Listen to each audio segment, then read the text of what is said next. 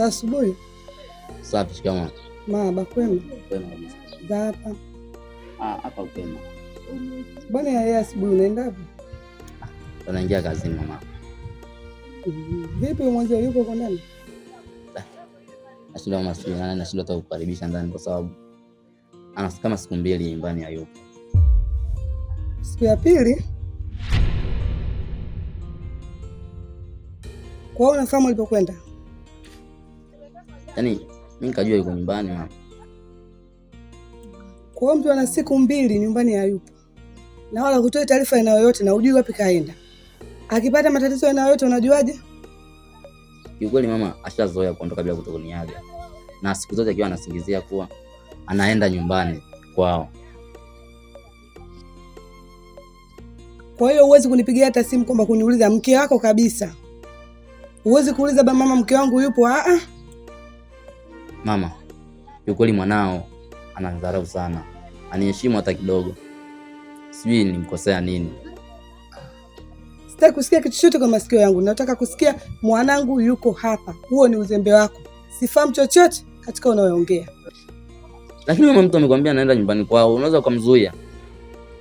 Alafu mwanao mimi yani mama ananyanyasa. Anipi heshima yangu mimi kama mwanaume. Kwa nini usiniambie kama mzazi? Mwanao. Sasa sikiliza. Sasa utajua wewe. Utamtafuta wapi utamtafuta. Mimi siondoki, nipo hapa na msubiri mwanangu.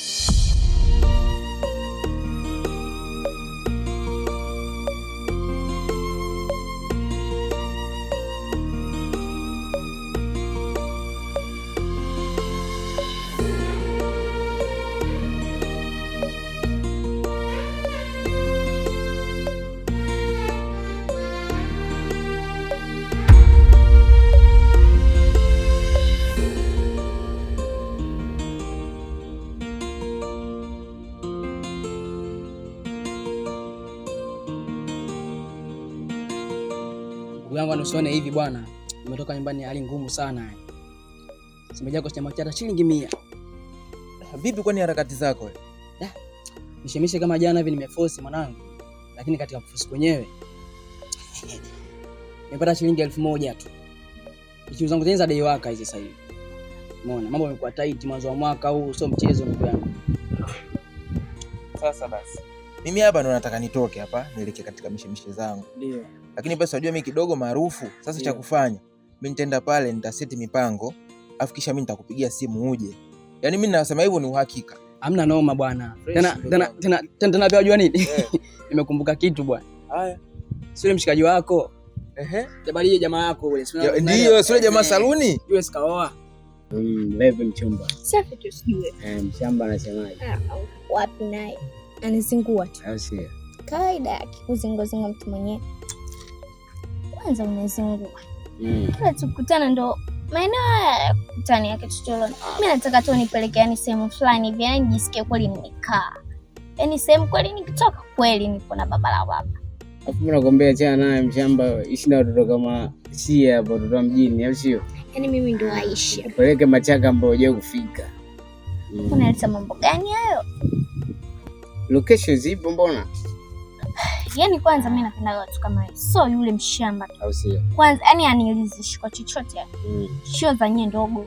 Sizielewi. Naelewa, ndo maana nikikuita na kuja hivi. Nakutana vile ambavyo mimi nataka, au sio? Sasa usizingue. Yes. Usije ukazingua kweli.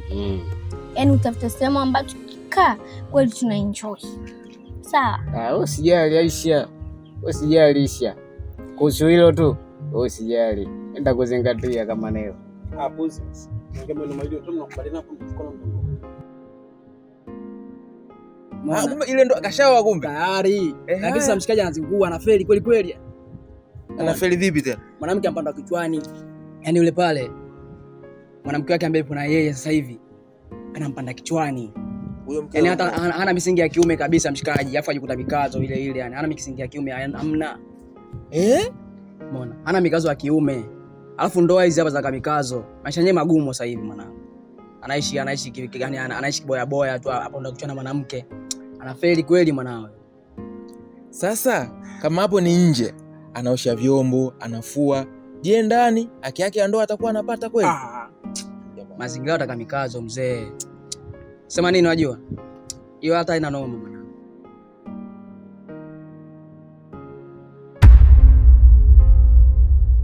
Asante sana kwa vitu ulivyonipa leo. Kwa hakika sijaipata kwa mwanaume mwingine yoyote. Wewe ni mwanaume ambaye sikuwahi kutarajia kama nitapata. Hata wewe mume wangu kutokea ni naye sijawahi kupata kitu kama hiyo.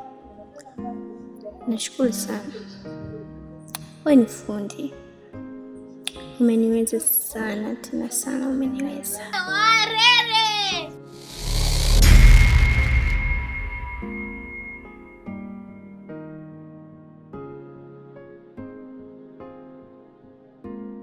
Karibu mama. Asante Zabi. Nzuri. Vipi mwenzio karudi? Sio tuko vizuri lakini ndio hivyo mwanao anakaa nyumbani. Mpaka leo jamani. Yeah. Kwa nini usiseme? Lakini mama silikwambia mara kwanza. Umeniambia lakini umeniambia tu jana, alafu itabia ni endelevu. Kwa nini usiseme na ule ni binti wa watu? Mama ndo tabia yake, mimi nishazoea. Kama mwanao ndo ulivyomlelea Samia. Kwa unanitukana? Ningeshindwa kumtunza, wewe ungemoa yule. Kwa nini unamjua mtu kwamba akili zake ziko sawa afu unamoa na mweka ndani? Ina maana wewe na yeye yote mko sawa, si ndio? Lakini mama ndo aje nyumbani sasa atokee, yani aniheshimu kama wewe na binti yangu akili zenu ndio moja, si ndio? Wewe si umemoa katika mikono ya watu. Kwa nini usitoe malalamiko sisi tukahusika kama wazazi? Lakini ananiambia anakuja nyumbani. Sasa mimi leo hapa sielewi. Kama jana nilikwambia siondoke na hata leo siondoke. Na nitamshirikisha mpaka baba yake. Atakuja hapa utaelewana na mwanaume mzima.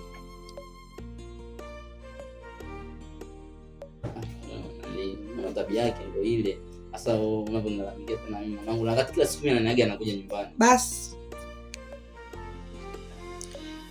Alo mwanangu. Leo ana siku ya 3. Hajarudi nyumbani kwake. Alafu mumeo anachukulia tu masiara tu.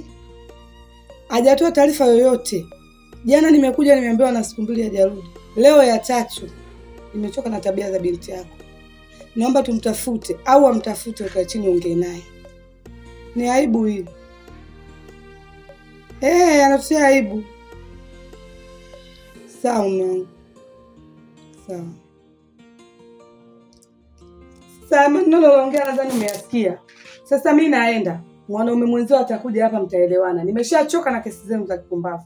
Mimi nakwenda.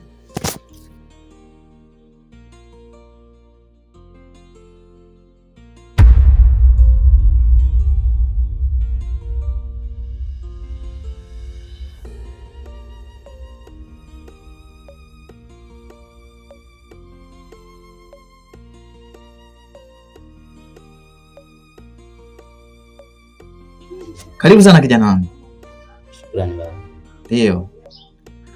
Nilipata taarifa kuhusiana na mtoto wangu kwamba hamna maelewano mazuri. Nahitaji kupata ufafanuzi zaidi. Kweli baba. Leo ana siku kama 3. Mke wangu afiki nyumbani. Na angalia mazingira yake, yani toka kama hivi tangu mimi nimuoe nije naye hapa nyumbani. Anakuwa ni mtu mara amelala nje, mara amekuja amelewa. Akija anipe heshima yangu kama mwanaume, kama mume wake. Ni mtu akunidharau sana.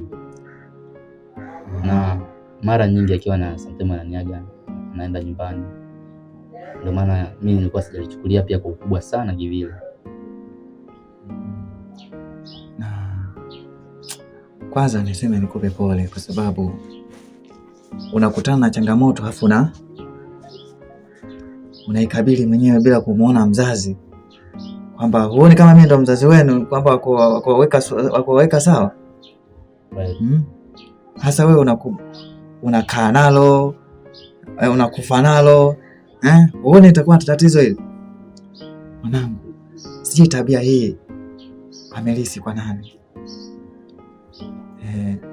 Na akaitoa wapi? Kiukweli hata mimi basi sijui na sielewi, kwa sababu kipindi tuko kwenye mahusiano na wakati naamua kwa na tabia. Kwa hiyo sijui kama amebadilishwa na nini mpaka anafikia yani hatua kama hizo, kunidharau, kulala nje. Nashinda hata mimi sielewi baba. Shida nini? Mke wangu amebadilishwa na nini? Nilivyomuoa kama wiki 2 wiki 3 hivi, nilikuwa nitakubadilika au kulewa. Anarudi saa 6, sometimes waji, akija ananipigia heshima, ananitukana. Sio kweli baba. Mimi nashindwa kuelewa tatizo liko wapi, kwa sababu mke wangu naona kama kila kitu nampa. Sijui yani yeye anachukulia kwa sababu kweli baba, kila kitu mimi nampa. Anachotaka anavaa na nampa. Hamna shida, kwa sababu tayari umeshalifikisha kwa mzazi wenu. Basi mimi nitakaa, nitaliweka sawa, nitawaita. Usijali kijana wangu, kila kitu kitaenda sawa.